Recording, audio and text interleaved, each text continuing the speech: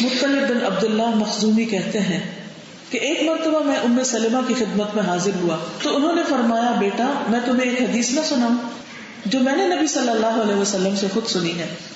میں نے عرض کیا اما جان کیوں نہیں, آپ مجھے وہ حدیث سنائیے. انہوں نے فرمایا کہ میں نے رسول اللہ صلی اللہ علیہ وسلم کو یہ فرماتے ہوئے سنا کہ جو شخص اپنی 2 بیٹیوں یا بہنوں یا قریبی رشتہ دار عورتوں پر ثواب کی نیت سے خرچ کرتا رہتا ہے اس وقت تک جب تک کہ وہ اللہ کے فضل سے بے نیاز ہو جائیں, بڑے ہو جائیں, یا وہ ان کی کفایت کرتا ہے تو وہ دونوں اس کے لیے جہنم کی آگ سے رکاوٹ بن جائیں گی. یعنی اسی صورت میں اپنی بیٹیاں جیسے یتیم ہو گئیں یا ان کا کوئی والی وارث نہیں, یعنی بیٹیوں سے مراد جیسے نانا نانی کے بھی بچے ہوتے ہیں یا ماموں چچا سب ان کو بچہ ہی کہتے ہیں اپنا, یا بعض اوقات بہنیں, کیونکہ بہنیں بعض اوقات بیوہ ہو جاتی ہیں یا پھر یہ ہے کہ چھوٹی رہ جاتی ہیں. جیسے حضرت جابر تھے تو ان کی 10-11 بہنیں تھیں اور ان کے والد جنگ احد میں شہید ہو گئے تھے اور وہ ساری چھوٹی پیچھے رہ گئی. تو حضرت جابر نے جب شادی کی تو ایک بڑی عمر کی عورت سے شادی کی, اپنے جذبات کی قربانی دی, یہ سوچ کر کہ یہ بچیاں کون دیکھے گا, اگر میری بیوی بھی چھوٹی لڑکی ہوگی تو وہ تو ان کی نگہداشت نہیں کر سکے گی, ان کی پرورش نہیں کر سکے گی. تو بعض اوقات انسان کو اپنی ذاتی زندگی, اپنا آرام, اپنا سکون, اپنے بچے, اپنا گھر بار قربان کر کے ایسے بہت سارے بچوں کا خیال رکھنا پڑتا ہے, اور اس کے لیے انسان کو کوشش کرنی چاہیے کیونکہ اجر بہت بڑا ہے. ایک طرف آپ دیکھیں جنت کے واجب ہونے کی بات ہے اور دوسری طرف جہنم سے رکاوٹ کی بات ہے, کتنا بڑا اجر و ثواب ہے. پھر اسی طرح نبی صلی اللہ علیہ وسلم نے فرمایا جب کوئی اللہ کا تقوی اختیار کرے تو اپنے یا کسی دوسرے کے یتیم بچے کی پرورش کرے تو میں اور وہ جنت میں اس طرح ہوں گے, یعنی آپ بالکل قریب ہوں گے. لیکن شرط یہ ہے کہ اللہ کا تقوی ہو, یہ کام اللہ کی خاطر کیا جائے, پورے اخلاص کے ساتھ کیا جائے, دنیاوی شہرت کے لیے نہیں. کیونکہ یہ کام اتنا خوبصورت ہے, اتنا پیارا کام ہے کہ جب کوئی شخص کرتا ہے تو دوسروں کے دل میں لازماً اس کے لیے ایک ہمدردی پیدا ہوتی ہے, اس کے لیے محبت آتی ہے, اس کا ایک خیال آتا ہے. تو پھر دوسرے کو اس موقع پر سنبھلنے کی ضرورت ہوتی ہے کہ کہیں ایسا نہ ہو کہ نیت میں کچھ کمی بیشی ہو جائے, کہیں ایسا نہ ہو کہ نیت خراب ہو جائے. تو اس میں انسان سارا فوکس اس پہ رکھے کہ یہ میں کام اس لیے کر رہا ہوں کہ مجھے اللہ سبحانہ وتعالیٰ سے اجر و ثواب ملے. اور اس کے برعکس یتیم کا حق اگر کوئی مار جائے, یعنی جو مال ان کے نام پر اکٹھا ہو یا پھر یہ کہ کسی کی گود میں یتیم بچے پل رہے ہو اور وہ ان کے باپ کا مال یا ان کے حصے کا کوئی بھی حق مار جائے, اس کے بارے میں بھی بہت سخت وعید ہے. رسول اللہ صلی اللہ علیہ وسلم نے فرمایا اے اللہ میں 2 ضعیفوں کا حق مارنا حرام کرتا ہوں, یتیم کا اور عورت کا. یعنی عورت اگر خود کماتی ہے اور محنت کرتی ہے اور اس کے سسرال والے چھین لیتے ہیں, اس کے بہن بھائی حتیٰ کہ بعض اوقات باپ بھی چھین لیتا ہے, تو یہ اس کے لیے جائز نہیں ہے. جو کماتا ہے وہ خود اس مال کا مالک ہوتا ہے, کوئی دوسرا اس کی مرضی کے بغیر اس میں کمی بیشی نہیں کر سکتا. پھر اسی طرح آپ دیکھیے عبداللہ بن جعفر کہتے ہیں, حضرت جعفر جو تھے وہ حضور صلی اللہ علیہ وسلم کے چچا زاد بھائی تھے. تو نبی صلی اللہ علیہ وسلم ان بچوں کے چچا لگے. تو جعفر رضی اللہ تعالیٰ عنہ جب شہید ہو گئے تو عبداللہ بن جعفر جو جعفر کے بیٹے ہیں, یتیم ہیں, وہ کہتے ہیں کہ ہماری والدہ نبی صلی اللہ علیہ وسلم کے پاس آئیں اور ہماری یتیمی اور اپنے غم کا اظہار کرنے لگی. میرا شوہر فوت ہو گیا تھا اور بچے چھوٹے تھے. نبی صلی اللہ علیہ وسلم نے فرمایا تمہیں ان بچوں پر فقر و فاقہ کا خوف ہے کہ یہ بھوکے مریں گے؟ میں دنیا اور آخرت میں ان بچوں کا سرپرست ہوں. یہ ہے ہمارے نبی صلی اللہ علیہ وسلم کا نمونہ کہ انہوں نے خود ان بچوں کو اپنی سرپرستی میں لے لیا. اور آپ کو معلوم ہے نا کہ حضرت عائشہ رضی اللہ تعالیٰ عنہ جن کے اپنے کوئی بچے نہیں تھے, جب وہ بیوہ ہو گئی تو اس کے بعد ان کے پاس فراغت تھی. جہاں وہ درس و تدریس کا کام کرتی تھی, لوگوں کو دین سکھاتی تھی, کہا جاتا ہے کہ ان کی گود میں سینکڑوں یتیم بچیاں جو ہیں وہ پرورش پائیں, کہ وہ ان کی دیکھ بھال کرتی تھی اور ان کو تعلیم و تربیت دیتی تھی. تو یہ تو ہمارا کلچر ہے, یہ تو ہمارے پیارے حبیب محمد صلی اللہ علیہ وسلم کا اسوہ حسنہ ہے اور ان کی پیاری اہلیہ حضرت عائشہ کا طریقہ ہے. تو ہم بھلا اس کام سے کیسے غافل ہو سکتے ہیں؟ پھر اسی طرح ہم دیکھتے ہیں کہ برا رضی اللہ تعالیٰ عنہ کہتے ہیں کہ جب نبی صلی اللہ علیہ وسلم عمرہ قضاء کے لیے مکہ تشریف لائے اور 3 دن کی مدت پوری ہو گئی تو کفار نے حضرت علی کے پاس آ کر کہا آپ اپنے ساتھی سے کہہ دیجئے کہ تشریف لے جائیں کیونکہ مدت پوری ہو گئی ہے. یعنی انہوں نے صلح حدیبیہ کے موقع پر آئندہ سال عمرہ اور عمرہ بھی 3 دن کا کرنے کی اجازت دی تھی. تو جب وہ مدت پوری ہو گئی تو وہ آ گئے کہ آپ اب واپس جائیں. نبی صلی اللہ علیہ وسلم مکہ سے تشریف لے گئے تو حمزہ رضی اللہ تعالیٰ عنہ جو کون تھے؟ حضور کے چچا. ان کی بیٹی چچا چچا پکارتی ہوئی پیچھے آ گئی کیونکہ وہ بھی یعنی شہید ہو چکے تھے تو ان کی بچی جو تھی وہ یتیم تھی. تو حضرت علی نے اسے لے لیا اور اس کا ہاتھ پکڑ کر فاطمہ رضی اللہ تعالیٰ عنہا سے کہا کہ اپنے چچا کی بیٹی کو لے لو, اپنے چچا کی بیٹی کو لے لو. انہوں نے اس سے لے لیا اور مدینہ پہنچ کر حضرت علی, حضرت زید اور جعفر نے جھگڑا کیا. حضرت علی نے کہا میں نے اسے لیا ہے, یہ میرے چچا کی بیٹی ہے.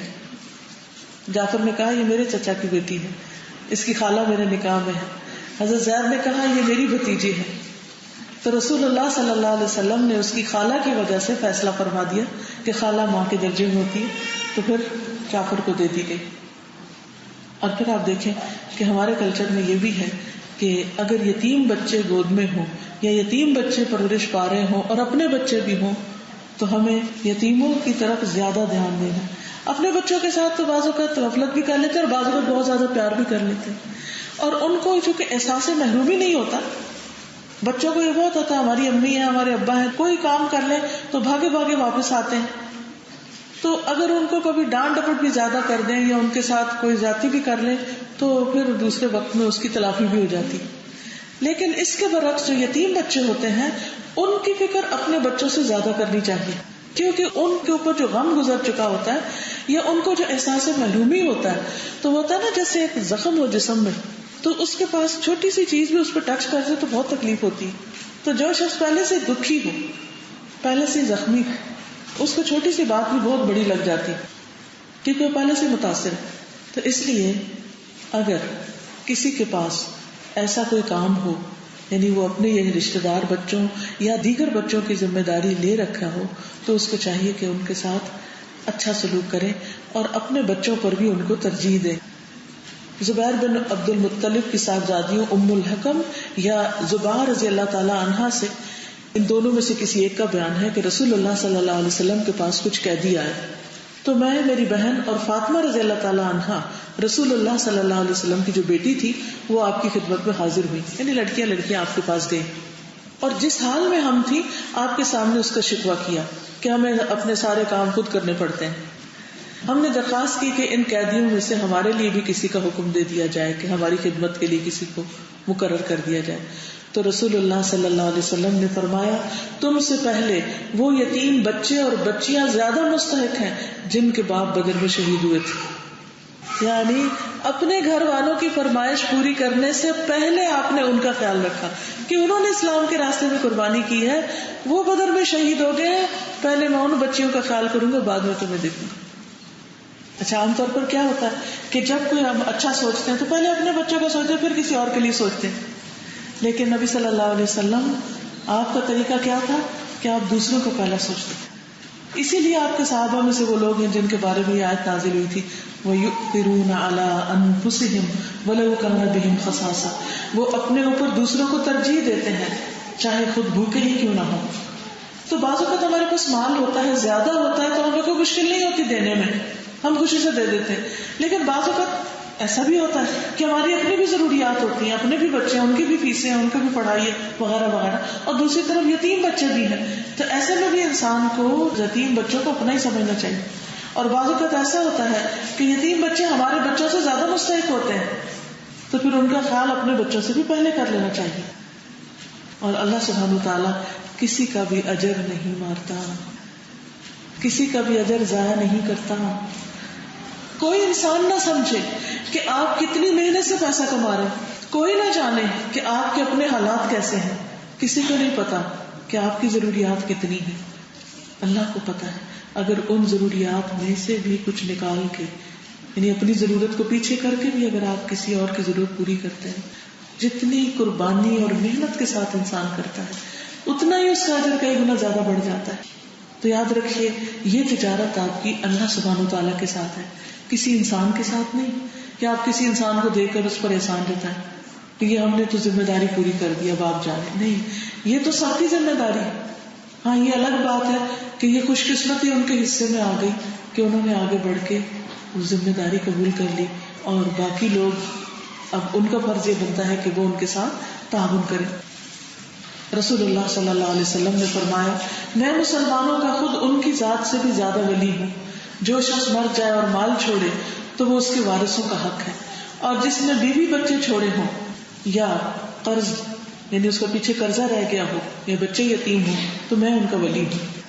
ان کے لیے مجھے بلا لیا جائے، یعنی میں ان کی ضروریات پوری کروں گا. رسول اللہ صلی اللہ علیہ وسلم کے ایک صحابی ہیں ابو درداء، وہ کہتے ہیں کہ تم یتیم کو خود سے قریب کرو، یعنی صرف پیسہ ہی نہیں دیتا بلکہ ان کے قریب بھی رہو، ان سے لپٹو، سر پہ ہاتھ پھیرو اور اپنے کھانے میں سے ان کو کھلاؤ، یعنی جیسا خود کھاتے ہو ویسا ہی ان کو بھی دو. اس سے تمہارا دل نرم ہوگا اور تم اپنی حاجت کو پالو گے.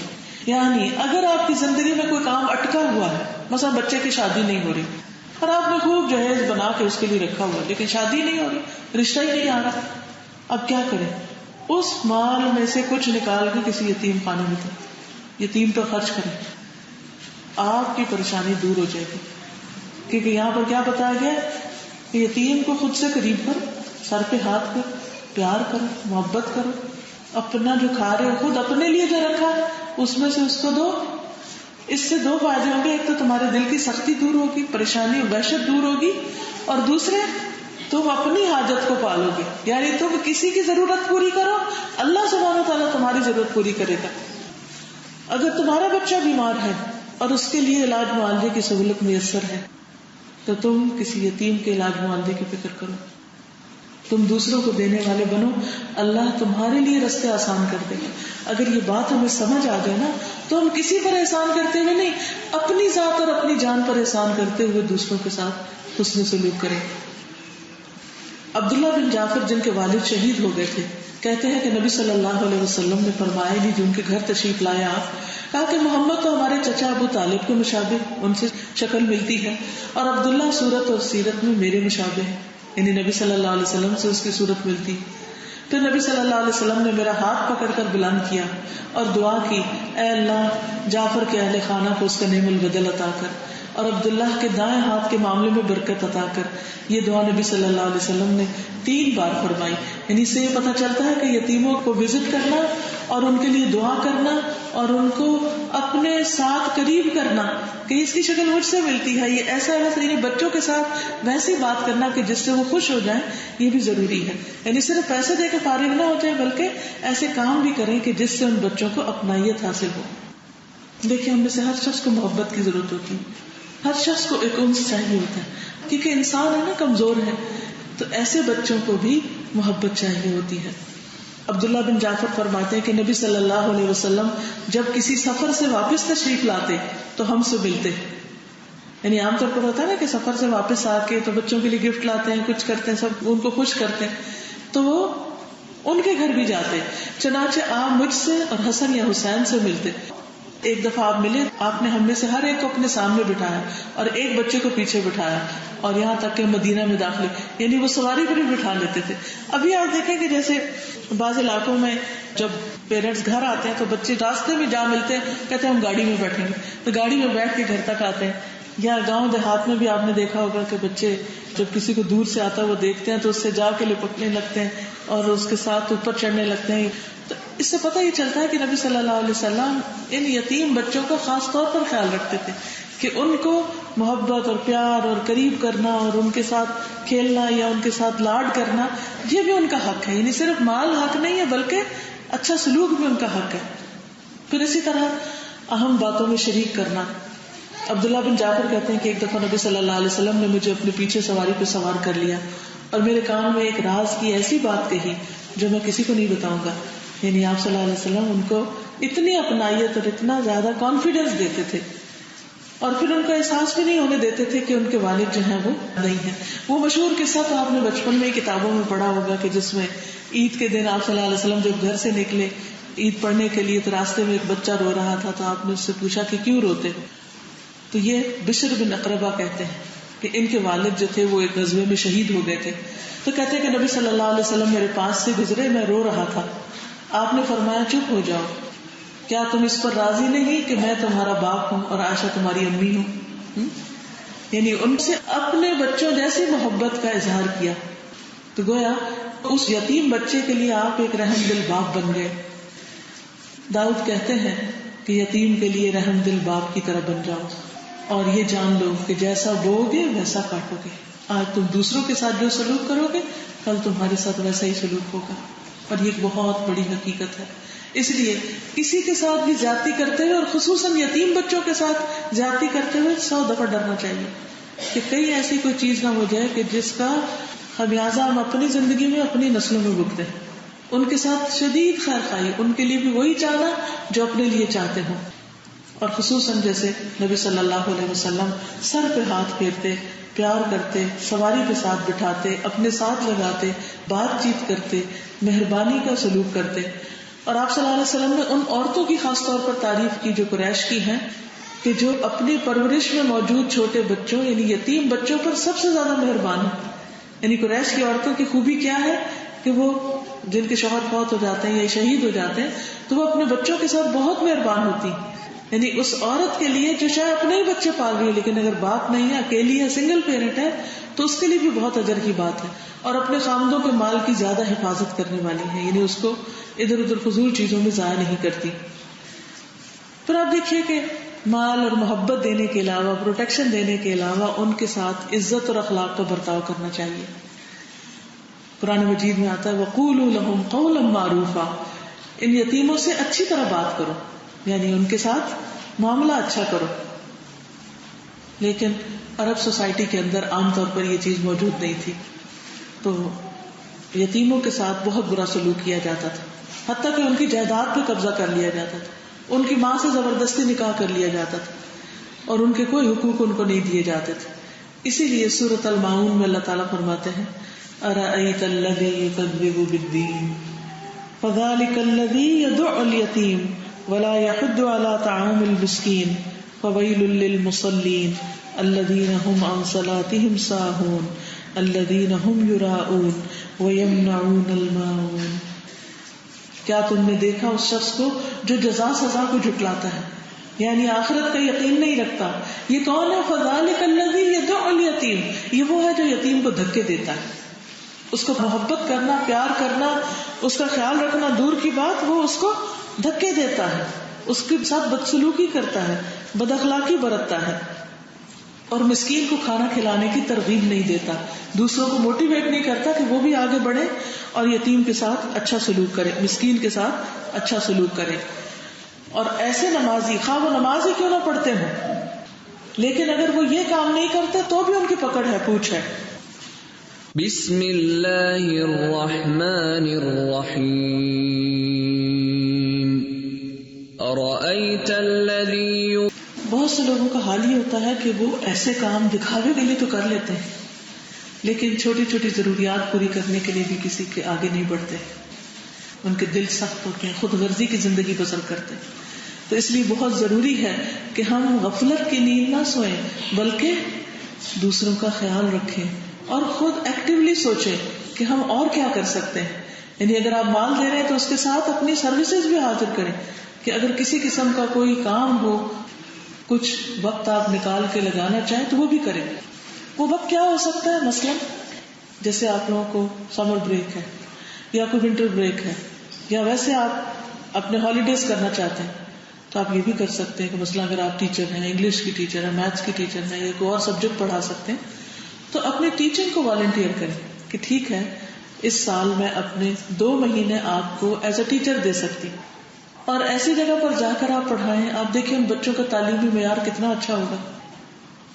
آپ کو معلوم ہے کہ کرسچن مشنریز یہی کام کرتے ہیں, وہ معاشرے کے غریب یتیم بچوں کو لے لیتے ہیں, اپنے لوگوں کو بلا کے ان کو تعلیم دیتے ہیں, اور پھر وہ اپنے مذہب پہ لے جاتے ہیں ان کو, یا اپنے لیے ایک نرم گوشہ پیدا کر لیتے ہیں.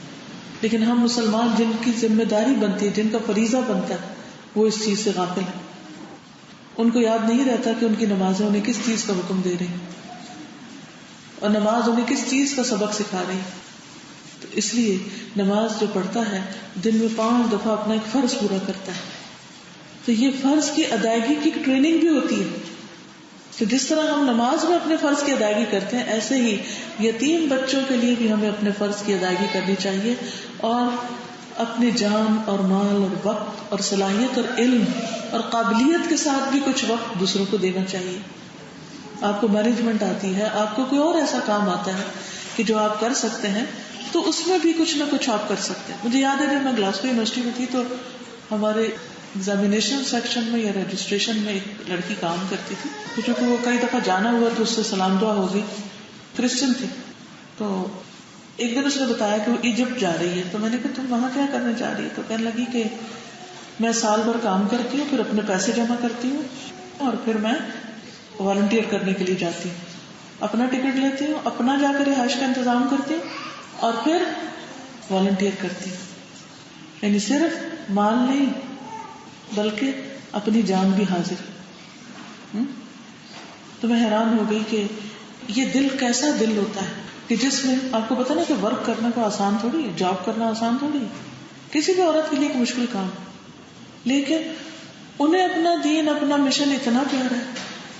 اور ہم کہاں بیٹھے، ہم تھوڑا سا بھی کچھ کر کے ہم سمجھتے کہ ہم نے بہت بڑا پہاڑ توڑ دیا. ہم کیا منہ دکھائیں گے اللہ کہ اس سچے دین کی عملی خدمت میں ہم نے کیا کردار ادا کیا. آپ دیکھیے کہ بہت سے لوگ کہتے ہیں ہمارے پاس پیسے نہیں، ہمارا گزارا نہیں ہوتا، زندگی بڑی مشکل. لیکن اگر آپ ان کی شادی اٹینڈ کریں تو آپ حیران پریشان ہو جائیں کہ یہ سب کچھ کہاں سے آ گیا. ایک ایک سوٹ اتنا مہنگا، زیور بھی موجود ہے، ہر چیز موجود ہے، کھانا، کپڑا، ہال بڑے بڑے بک کرائے جا رہے ہیں. لیکن ان میں سے کوئی چیز ہم اپنے دین کے راستے میں اپنی جنت بنانے کے لیے، اپنی آخرت کے لیے خرچ کرنے کو تیار ہیں. کیونکہ ہم اپنے ہاں چاروں طرف یہی کام ہوتے دیکھ رہے ہیں کہ طرح طرح کے ڈریسز ہیں، طرح طرح کے کھانے ہیں اور طرح طرح کے موج میلہ ہے. اس میں ہماری اپنے نفس کو بھی بڑی راحت ملتی ہے. اس لیے ان کاموں کے وقت ہمارے پاس سب پیسے نکل آتے ہیں. ساری زندگی کام کرتے ہیں صرف اسے ایک دن لوٹانے کے لیے. اور اس کے بعد کیا ہوتا ہے؟ شادی کامیاب ہو یا نہ ہو یہ ایک الگ سٹوری. لیکن صرف اپنی خوشیوں کے لیے خرچ کرنے کو ہم سب محنت کر لیتے ہیں. تو جنت صرف اپنی خوشیوں پہ خرچ کرنے سے تو نہیں ملتی، اس کے لیے تو کچھ دینا پڑتا ہے، کچھ قربانی کرنی پڑتی. تو بہت ضروری ہے کہ ہم اپنی خاطر، اور خاص طور پر اگر ہمیں کوئی ذہنی تکلیف ہے، ذہنی پریشانی، تو اپنا وقت اور اپنا مال دونوں اللہ کے راستے میں لگائیں. ابو ہریرہ سے روایت ہے کہ ایک آدمی نے رسول اللہ صلی اللہ علیہ وسلم سے اپنی سنگ دلی کی شکایت کی. تو آپ نے فرمایا اگر تم دل نرم کرنا چاہتے تو مسکین کو کھانا کھلاؤ اور یتیم کے سر پر شفقت کا ہاتھ رکھو. یعنی فزیکل ٹچ، پیار کا اظہار، محبت کا اظہار، جیسے تمہارا کوئی اپنا ہو. عموماً یہ ہوتا ہے نا کہ یتیم بیچارے جب رہ جاتے ہیں تو پھر کون ان کو نہلائے دھلائے، ان کی جوئیں نکالے، ان کو اچھا صاف ستھرا رکھے. تو پھر ایسے بچے جب گندے مندے بھی ہوتے ہیں تو ہم کہتے ہیں اوہ ہم کیسے ان کو دیکھیں. یہ بعض اوقات وہ ان کو کوئی خیال نہیں کرتا نا، پھر بگڑ جاتے ہیں، پھر وہ تنگ کرنے کو اتر جاتے ہیں. پھر اس وقت ہم اور بہت پریشان ہوتے ہیں اور ہم اور پیچھے ہٹ جاتے ہیں، بھائی ہم سے تو یہ سردردی نہیں بول لی جاتی. نہیں، ایسا نہیں کرنا. اور پھر یہ یاد رکھیں کہ یہ سب کچھ جو بھی آپ کریں گے اللہ کی رضا کی خاطر، کیونکہ سورۃ الدہر میں اللہ سبحانہ و تعالیٰ ان کاموں کا جہاں بدلہ بتاتے ہیں وہاں ان سب چیزوں کو اللہ کی خاطر کرنے کا بھی سبق دیتے ہیں. اس میں آپ دیکھیں کہ سورۃ الانسان جو ہے سے بہت خوبصورت آیتیں ہیں. اگر آپ ان کو سنیں گے، کہ مجھے ہمیشہ ان آیتوں کو سننا بڑا اچھا لگتا ہے، بہت دل پر جا کر اترتی ہیں. ابرار نیک لوگوں کے لیے اللہ نے کیسے کیسے انعامات تیار کیے ہیں، اور پھر وہ کرتے کیا ہے. ان الابرار، بے شک نیک لوگ ایسے جام پیئیں گے جس میں کافور ملا ہو، بہترین ڈرنک. وہ ایک چشمہ ہے جس سے اللہ کے بندے پیئیں گے، وہ اسے بہا کر لے جائیں گے، نہیں اپنی طرف جہاں چاہیں گے لے جائیں گے، خوب بہا کر لے جانا، کوئی روک ٹوک نہیں ہوگی. یہ کون ہے جو اپنی نظر پوری کرتے ہیں اور اس دن سے ڈرتے ہیں جس کی مصیبت بہت زیادہ پھیلی ہوئی ہے، ہر طرف تکلیف ہی تکلیف کا منظر ہوگا. اس دن سے ڈر کے وہ آج دنیا میں خرچ کرتے ہیں کس پر؟ وہ کھانا کھلاتے ہیں اس کی محبت میں، اللہ کی محبت میں، مسکین اور یتیم اور قیدی کو وہ کھانا کھلانے والے ہیں، اور کہتے ہیں ہم تو صرف اللہ کے چہرے کی خاطر تمہیں کھلا رہے ہیں، ہم اس کے بدلے میں صرف اللہ کا دیدار چاہتے ہیں، نہ تم سے کوئی بدلہ چاہتے ہیں، نہ شکریہ چاہتے ہیں، تھینک یو بھی نہیں چاہتے۔ یقیناً ہم اپنے رب سے اس دن سے ڈرتے ہیں جو بہت منہ بنانے والا، سخت تیوری چڑھانے والا دن ہے، یعنی بڑا سخت دن ہے۔ یعنی آپ نے دیکھو کہ جب سخت دھوپ اور گرمی اور تکلیف اور تھکاوٹ ہو تو ہر شخص کا منہ بن جاتا ہے، تو وہ دن بھی ایسا ہی ہوگا کہ جو سب کو تھکا دے گا، بس اللہ انہیں اس دن کی مصیبت سے بچا لے گا۔ یہ لوگ جو آج یہ کام کرتے ہیں اس دن تر و تازہ ہوں گے ان کے چہرے، ان کو کوئی تھکاوٹ نہیں ہوگی، ان کو کوئی غم نہیں ہوگا، اور انہیں انوکھی تازگی اور خوشی عطا فرمائے گا۔ اللہ سبحانہ وتعالیٰ ہمیں ان لوگوں میں شامل کر دے۔ لیکن بہنوں، اس دن کی خوشی کے لیے آج کی خوشیاں قربان کرنی پڑیں گی، آج کی لذتیں اور خواہشیں قربان کرنی پڑیں گی، کیونکہ نیکی کا کام اتنی آسانی سے نہیں ہوتا۔